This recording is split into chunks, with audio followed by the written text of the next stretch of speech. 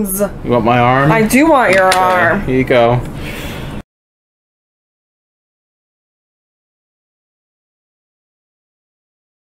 Roll for Your Life Candyman.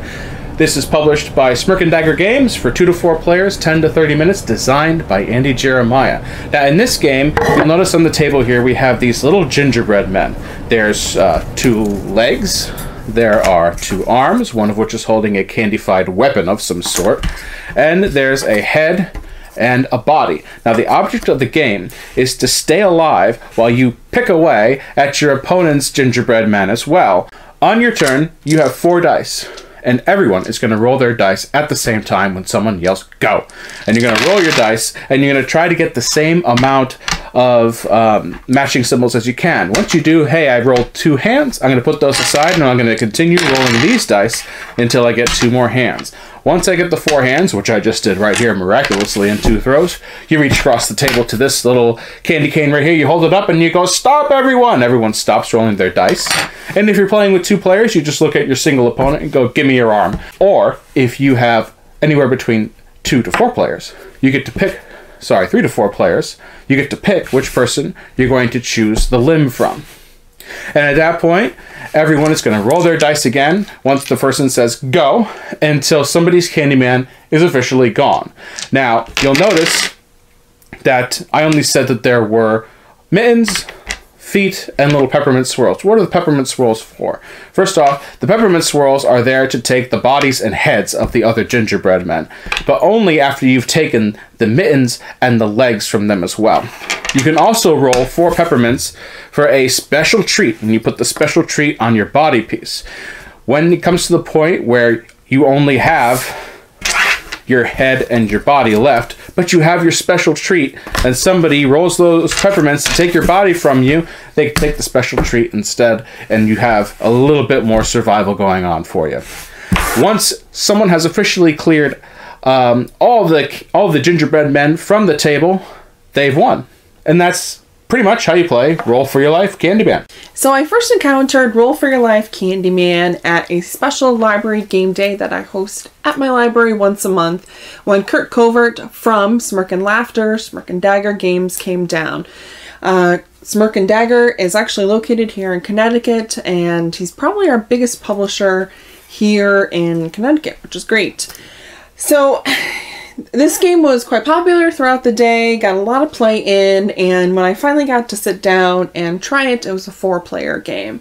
And we did kind of a last Candyman standing, if you'll say. And it was fun. It was, it was fun. Especially for that atmosphere where people were kind of rolling through a bunch of the different games. This was a nice filler for in between some of the longer stuff. So, Kurt sent me this copy for review, and I'm reviewing it here today with my husband, Matt. I don't love this at 2 players. I'll be quite frank. I don't really love this at 2 players because it's mostly in the special treats. Special treats worked best with, I would think, 3 or 4 players. At 2 players, you're kind of ho-hum of sorts. We've had some fun, I'll say, playing this game, but it's definitely what it is. You have to look at this game and say, yep, this is a very, very, very super light filler game, dice chucking, family style, and even non-gamers. Like, non-gamers could pick this up super easily. So those are positives. Those aren't necessarily negatives, those are positives. And when this collection goes into my library, I can see it going into our children's collection, and a lot of families having a super lot of fun with it. But for really hardcore gamers, I'm not sure that you will get much out of this. So this is the 3rd Andy Jeremiah game that we have played. We have played Brew Dice, Maze Racers, and Roll for Your Life Candyman. This is not my least favorite of Andy's designs, but in the bottom 2. I'm encountering a problem with Andy's designs, especially with the baseball dice, Brew Dice, and this, that they're all variations on the same theme, which makes me a little worried. There's all of them, except for sports and dice, they all have rolling of dice, especially Roll for Your Life and Brew Dice, where you are going at the same time, rolling dice until you get a pair or whatever's required on the card, and the concept of Brew Dice. His best design of the four is Maze Racers. Sports Dice Football is either come out in America or is on its way to being released. And I really hope that it's different than Sports Dice Baseball, because I hope it's different.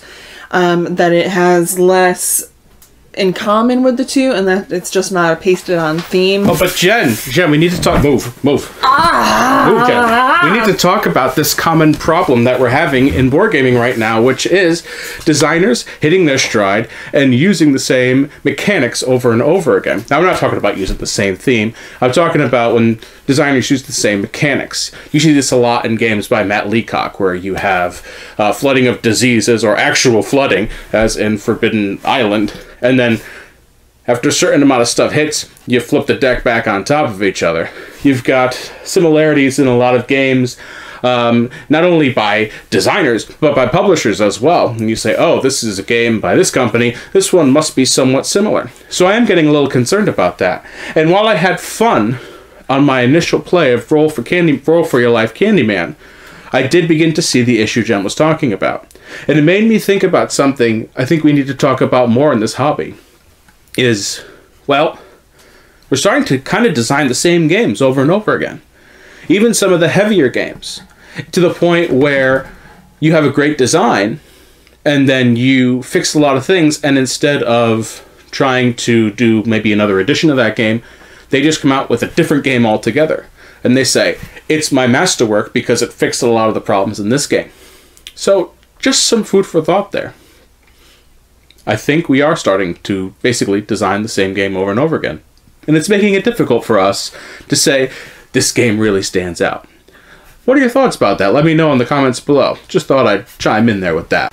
So, we're going to talk about our final thoughts here on Roll for Your Life Candyman.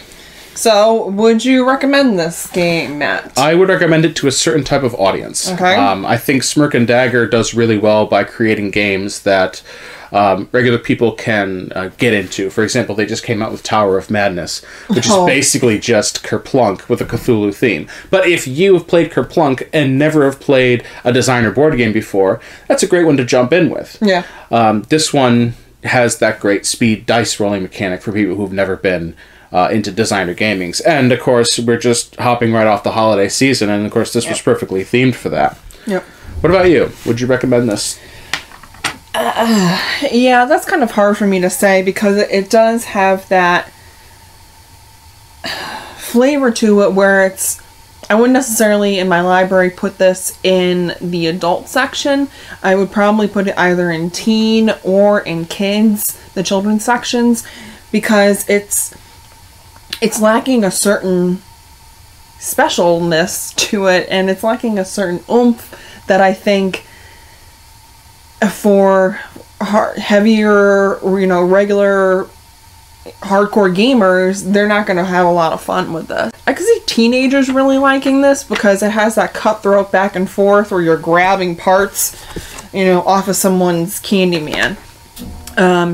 It's cute. The production quality, I think, is just good on it, right? Right. When we played it the first time, I would say that, and I still say this now, there's something missing. I don't know what it is. Yeah, I have nothing. But there's something missing. Yeah, I have no recommendations on that. That's not my specialty. So, I would say if you have a massive board game collection, this would be one to skip. But if you're looking to introduce board games to people that aren't usually playing games, this might be a good one. Especially if you're in the holiday season. Yeah. And I know we're making this video right after that season's done, but at least you'll have that recommendation for next year, especially if you have a family who's never even seen a board game past, Monopoly, Risk, Clue. Sorry. So if you've got a group of people that play those types of games, this is a great one to kind of give them a chance to take a look into some more designer games. Yeah, I agree with that. I could totally see this being a nice Christmas stocking gift. And as Matt was saying, along the lines of someone who's not super into games or for family style playing, I could see this being a gift for maybe your mom and dad that they would like to play. Or, you know, even when our nephew gets older, that he could probably pick this up very quickly. That's all for this review. That's going to be it for me.